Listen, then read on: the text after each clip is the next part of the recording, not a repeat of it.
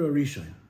So Rishon starts off with Hashem hearing the tefillas of Klal Yisrael and says that he's going to take them out. Vaytzeisi, vaytzalti, lakachti, vaytzeisi eschem mitachas sivlois Mitzrayim in Pasuk Vav.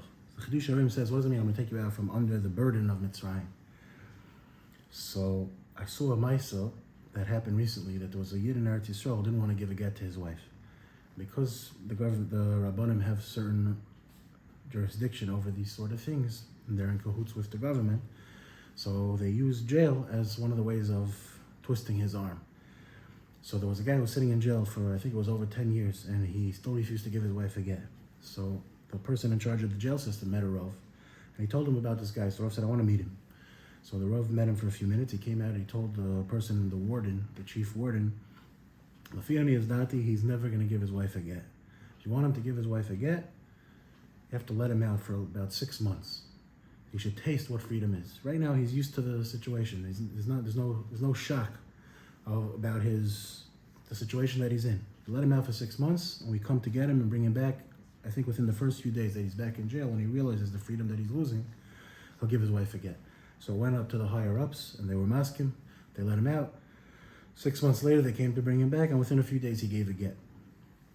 So when Yidden, you know there's a term, a Golus Yid. A Golus Yid is that we're Yidden, we're in Golus. You can take us out of Golus, but the mentality of being a slave, of being in Golus, it's a mentality that has to be taken out of us.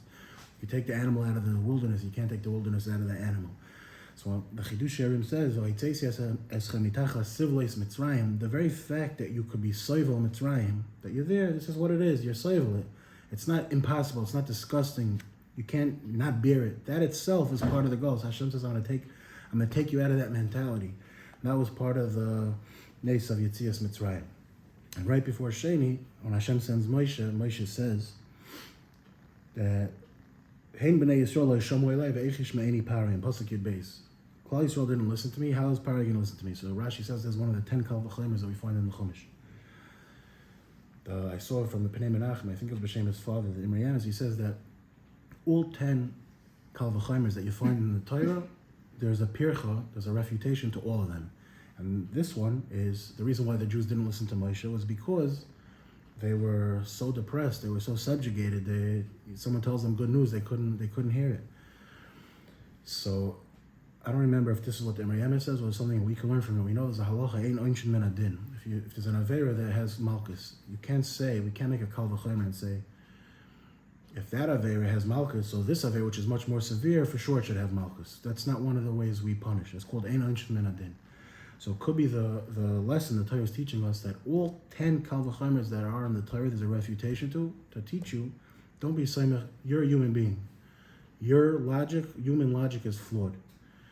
So what the Torah says from Xavier Shava, from a Kabbalah, from Shnei Ksuvim and Machishim says that you can listen to. But Kal V'chomer, which is based on human logic is flawed, and we follow the Torah and not your logic. That'll take us till Sheni.